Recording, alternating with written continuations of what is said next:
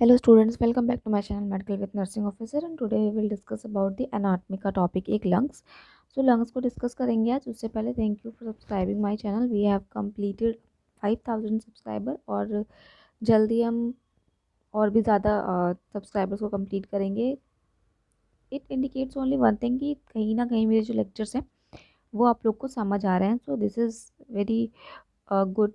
ये मेरे लिए बहुत अच्छा है कि जो मैं करना चाह रही हूँ वो मैं बेसिकली थोड़ा थोड़ा थोड़ा करके वहाँ तक पहुँच रही हूँ, क्योंकि कुछ लोगों को समझ आ रहे हैं तो वो सब्सक्राइब कर रहे हैं, कमेंट भी करते हैं कि हाँ अच्छा लगा, समझ आया. तो उस चीज़ से मुझे भी मोटिवेशन मिलता है कि मैं नेक्स्ट वीडियो भी बनाऊँ. तो आज हम डिस्कस करेंगे लंग्स. लंग्स की एनाटॉमी को बेसिकली हम डिस्कस कर लेते हैं आज. So as you all know कि लंग्स पेयर में होते हैं. सो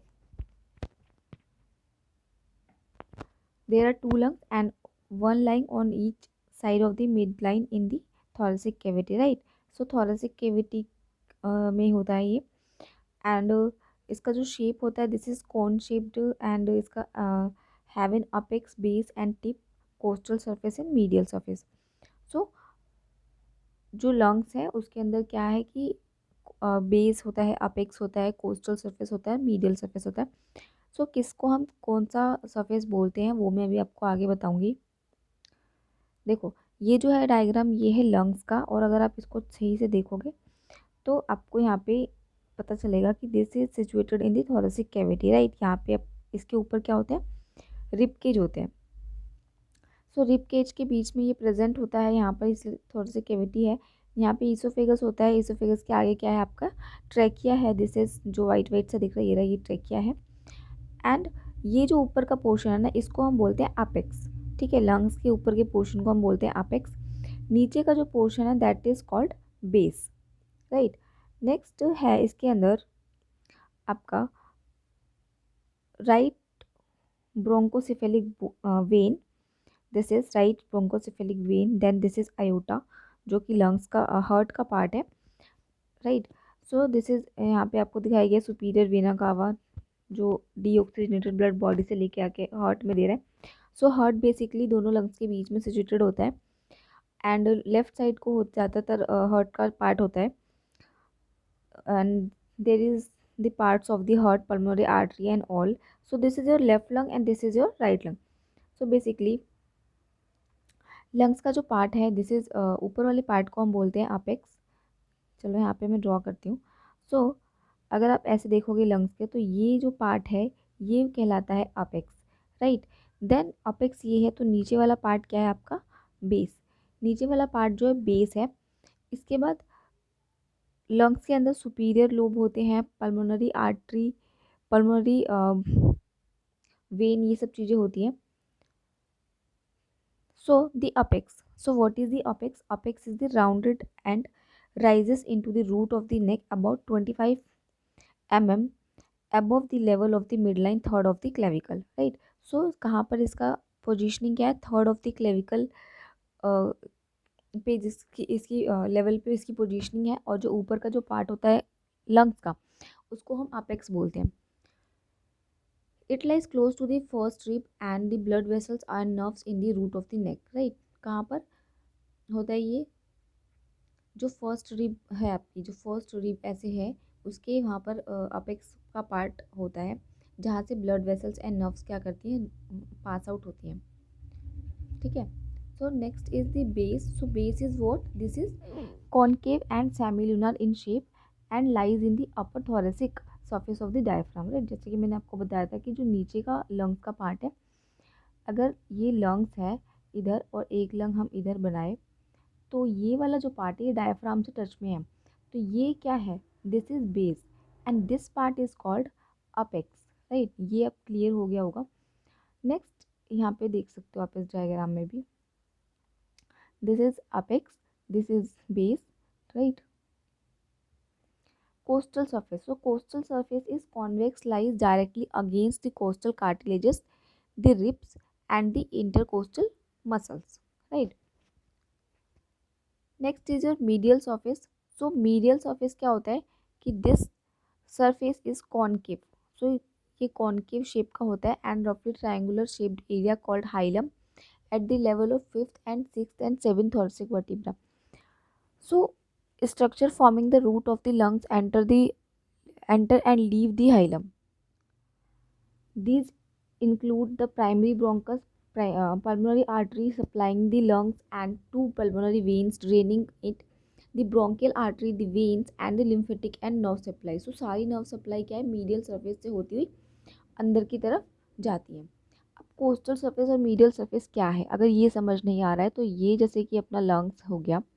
सो दिस इज लंग्स, ये बेस है, ये अपेक्स, ये वाला पार्ट है कोस्टल सरफेस, इसको हम बोलते हैं कोस्टल सरफेस. और जो अंदर का पार्ट है ना ये वाला, इसको हम बोलते हैं medial surface. So this is called medial surface. And यहाँ से क्या होता है कि आपका यहाँ से वेन्स एंटर करती हैं दोनों तरफ से, यहाँ से वेन्स जो है या फिर ब्रोंकियल्स है, वो सब चीज़ें यहाँ से एंटर करती है लंग्स में. सो यही चीज़ है. नेक्स्ट है कि the area between the lungs is the mediastinum. जैसे कि आपको पता है कि लंग्स के बीच का जो एरिया वो मीडियस्टेनम है, जहाँ पर क्या होता है, हार्ट सिचुएटेड होता है, राइट. हार्ट होता है, ब्लड वेसल्स होती हैं, ट्रेकिया होता है, right left bronchi, oesophagus, lymph nodes and lymph vessels and nerves. So these all are present in the mediastinum area. Right lung जो है वो 3 डिस्टिंक्ट लोब्स में डिवाइड होता है, सुपीरियर, मिडल एंड इन्फीरियर. जबकि जो लेफ्ट लंग है उसके सिर्फ 2 पार्ट्स होते हैं, दैट इज और 2 लोब्स होते हैं, superior lobe and inferior lobe. So जो लेफ्ट साइड है वो स्मॉलर है as compared to the right side, because क्योंकि लेफ्ट साइड में हार्ट सिचुएटेड होता है, इस वजह से. डिवीजन जो है लोब्स का, इसको हम बोलते हैं फिशर. सो जब लंग्स डिवीजन होता है लंग्स का तो वो फिशर्स के थ्रू होता है, राइट. अभी हम देखेंगे कैसे कैसे फिशर हो रहा है इसमें, किसको फिशर बोल रहे हैं ये भी देखेंगे आगे. सो नेक्स्ट हम बात करते हैं कि क्या है pleura and pleural cavity. So lungs में प्लूरा एंड प्लूरल कैविटी की बात करें. सो प्लूरा क्या होता है, it is a close sac, right, जो कि सीरस मेम्ब्रेन से बना होता है. हर एक लंग को ये कवर करता है, आउटर लेयर होती है. सो ये हो गया प्लूरा. सो आउटर लेयर होती है जिसमें कि कुछ अमाउंट ऑफ फ्लूइड होता है, ठीक है, कुछ अमाउंट में फ्लूइड होता है जिसको हम प्लूरल फ्लूइड बोलते हैं. अब जो प्लूरल फ्लूइड होता है वो किस लिए होता है, ताकि लंग्स को फ्रिक्शन से प्रिवेंट किया जा सके, लंग्स को किसी भी इंजरी से प्रिवेंट किया जा सके, इसके लिए वहाँ पर फ्लूइड प्रेजेंट होता है. फ्लूइड जो कि हार्ट में भी प्रेजेंट होता है, ऐसे ही लंग्स में भी, लंग्स की आउटर लेयर जो है प्लूरल लेयर है, वहाँ पर फ्लूइड प्रेजेंट होता है जिसको हम प्लूरल फ्लूइड बोलते हैं, राइट. सो देखते हैं विसरल प्लूरा. सो विसरल प्लूरल क्या होता है कि go to the visceral pleura. So this is adherent to the lungs, covering each lobe and passing into the fissures and that separate them, right. So visceral pleura is the inner layer of the lungs. के जो lungs के बाहर ये lungs है तो ये visceral pleura है, ये वाला लेयर ऊपर का जो है visceral pleura है. देन इसके बाद visceral pleura के बाद एक और लेयर होती है जिसको हम parietal pleura बोलते हैं. सो अंदर का लेयर visceral pleura, बाहर की लेयर को हम बोलते हैं parietal pleura. एंड इन दोनों के बीच में फ्लूइड प्रेजेंट होता है, राइट. सो इन दोनों के बीच में फ्लूइड प्रेजेंट होता है जिसको हम प्लूरल फ्लूइड बोलते हैं, या सीरस फ्लूइड होता है वो. इसके बाहर होती है रिब, इसके बाहर क्या होती है, रिब होती है, ठीक है. तो ये है बेसिक सा डायग्राम. देखते हैं पैराइटल प्लूरा. से जैसे कि मैंने बोला कि पैराइटल प्लूरा क्या होती है, ये this is adherent to the inside of the chest wall and thoracic surface of the diaphragm. It is not attached to other structure in the mediastinum and is continuous with the visceral pleura round the edges of the hilum. So visceral pleura के साथ साथ out के बाहर ये layer होती है, और जहाँ तक visceral pleura कवर करता है लंग्स को, वहाँ तक ये भी कवर करती है लंग्स को, राइट. जैसे कि इस डायग्राम में देखो, इस डायग्राम में क्या है, ये अंदर लंग्स है, ये जो डार्क लाइन है ये है आपका विस्टल प्लूरा. बाहर की जो लेयर है ये है पैराइटल प्लूरा. इसके बीच में लाइट कलर दिख रहा है, दिस इज फ्लूइड, और ये जो छोटे छोटे से दिख रहे हैं these are ribs. So this is the basic structure. So now the pleural cavity. So this is only a potential shape that contains no air and contains no air. In health, the two layers of the pleura are separated by a thin film of serous fluid. This is called pleural fluid, which allow them to glide over each other, preventing friction between them during the breathing. ठीक है, this is the lungs, these are the lungs. यहाँ पे है heart, there is heart, ये right lung है. Right lung के बाहर हम ये हो गया विसरल प्लूरा जो कि लंग्स को बाहर से ऐसे कवर कर रहा है. देन हम ड्रॉ करेंगे अब parietal pleura, right. So this is the parietal pleura, this is the parietal pleura. Next we will go for the fluid. So इसके अंदर फ्लूइड प्रेजेंट होता है. यहाँ पर ये जो फ्लूइड प्रेजेंट है ये आपका प्लूरल फ्लूइड बोलते हैं हम इसे. सो ये फ्लूइड प्रेजेंट है. अब ये फ्लूइड क्या कर रहा है, इन दोनों, ये ग्रीन लेयर और ब्लू लेयर जिसके नाम मैंने अभी आपको बताया विसरल एंड पैराइटल, इन दोनों को फ्रिक्शन से प्रिवेंट करता है जब भी ब्रीदिंग का प्रोसेस होता है. तो ग्लाइडिंग में हेल्प करता है एंड लंग्स को इंजरी ना हो उसके लिए ये हेल्पफुल है. Next we discuss the pleural cavity. So आपको पता चल गया होगा प्लूरल कैविटी क्या है, जिसमें ये फ्लूइड भरा है.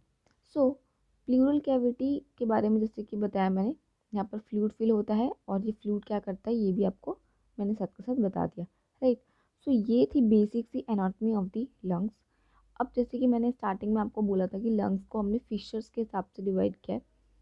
फिशर्स होते हैं. सो आपको मुझे कमेंट सेक्शन में बताना है कि फिशर्स क्या होते हैं. अगर नहीं पता तो मैं आपको नेक्स्ट वीडियो में ज़रूर बताऊंगी फिशर्स के बारे में कि फिशर्स क्या है और कहाँ पर क्या नाम होता है उनका, राइट. हिंट के लिए मैं आपको बता देती हूँ, हमारे पास हॉरिजॉन्टल फिशर है एंड ऑब्लिक फिशर है. सो ये दो फिशर्स होते हैं जो कि लंग्स के डिवीजन में, जो लोब्स की डिवीजन होती है वहाँ पर प्रेजेंट होते हैं. So this is all about today's video. Today we have discuss about the lungs anatomy and physiology को हम जरूर डिस्कस करेंगे नेक्स्ट वीडियो में. तब तक के लिए थैंक यू फॉर वॉचिंग.